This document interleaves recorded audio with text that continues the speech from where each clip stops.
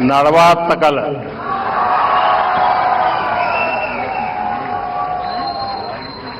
आज पोंगल एक global festival बन चुका है। दुनिया भर में तमिल समुदाय और तमिल संस्कृति से प्रेम करने वाले लोग इसे उत्साह के साथ मनाते हैं। उसमें मैं भी एक हूं।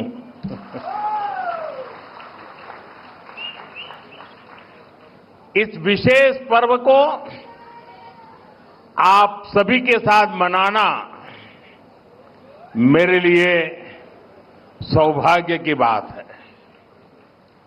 हमारे तमिल जीवन में पोंगल एक सुखद अनुभूति की तरह है। इसमें अन्नदाता की मेहनत, धरती और सूर्य के प्रति आभार का भाव है। साथ ही ये पर्व हमें प्रकृति, परिवार और समाज में संतुलन बनाने का रास्ता दिखाता है। इस समय देश के अलग अलग हिस्सों में लोहड़ी, मकर संक्रांति, माघ बिहू और अन्य त्योहारों की भी उमंग है। मैं भारत और दुनिया भर में रहने वाले सभी तमिल भाई बहनों को पोंगल की और सभी पर्वों की बहुत बहुत शुभकामनाएं देता हूं। साथियों, वैसे मेरे लिए ये भी बहुत सुखद रहा है कि पिछले वर्ष मुझे तमिल संस्कृति से जुड़े कई कार्यक्रमों में शामिल होने का अवसर मिला। मैंने तमिलनाडु में 1000 साल पुराने गंगईकोंडा चोलापुरम मंदिर में पूजा की।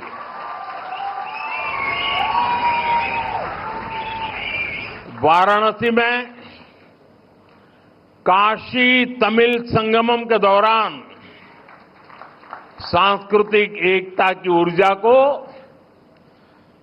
पल पल उसके साथ जहां भी रहा मैं जुड़ा रहा, मैंने उसे महसूस किया। जब मैं पंबन ब्रिज के लोकार्पण के लिए रामेश्वरम गया था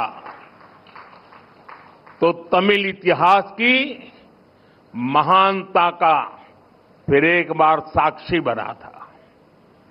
हमारी तमिल संस्कृति पूरे भारत की साझी विरासत है।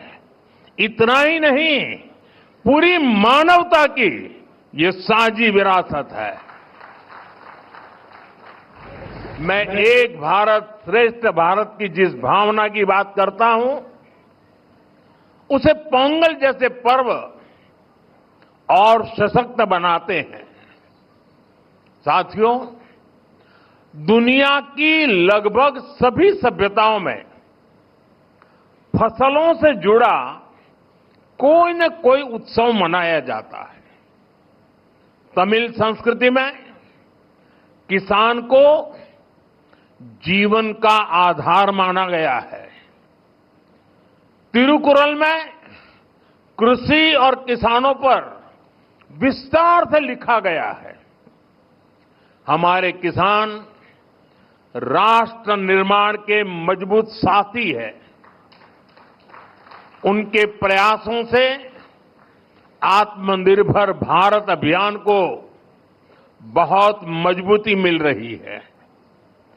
केंद्र सरकार भी किसानों को सशक्त बनाने के लिए प्रतिबद्ध होकर लगातार काम कर रही है।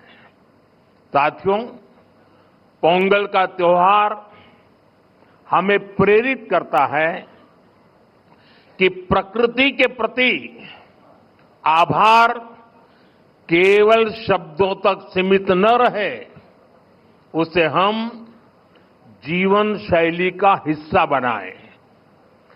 जब ये धरती हमें इतना कुछ देती है, उसे संजोने का दायित्व भी हमारा है।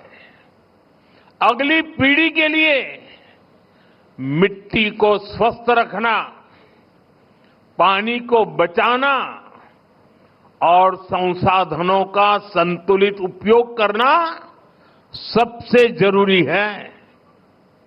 मिशन लाइफ, एक पेड़ मां के नाम, अमृत सरोवर जैसे हमारा अभियान इसी भावना को आगे बढ़ाते हैं।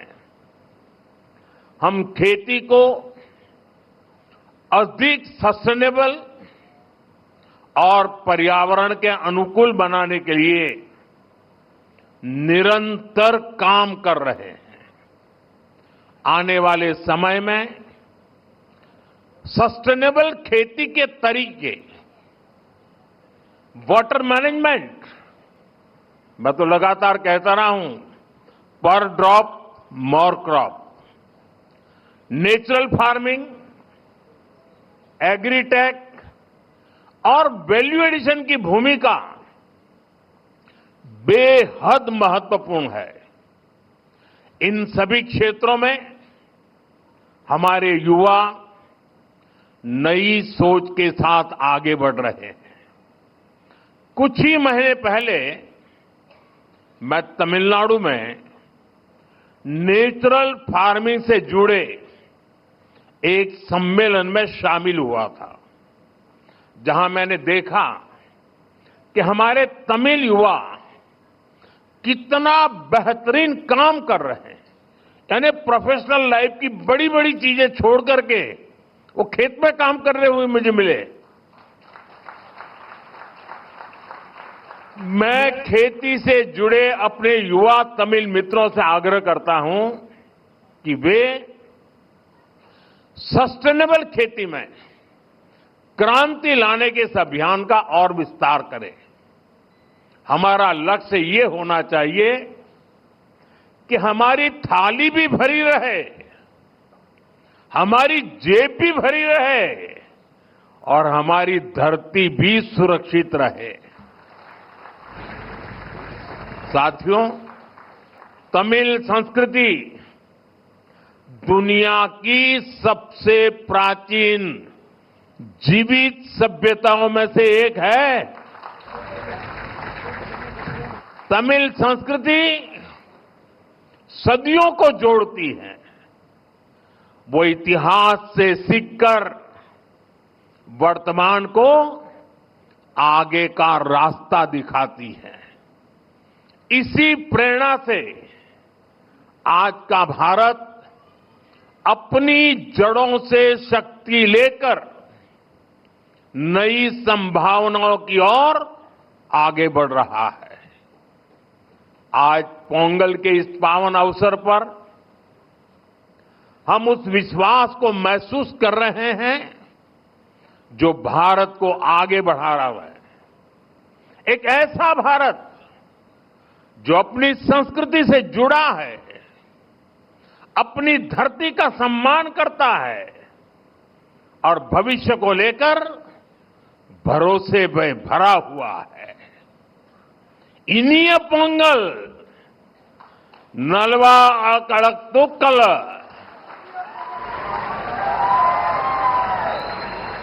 वाळगा तमिल, वळगा भारतम। एक बार फिर आप सभी को पोंगल की बहुत बहुत बधाई, बहुत बहुत धन्यवाद। वणक्कम।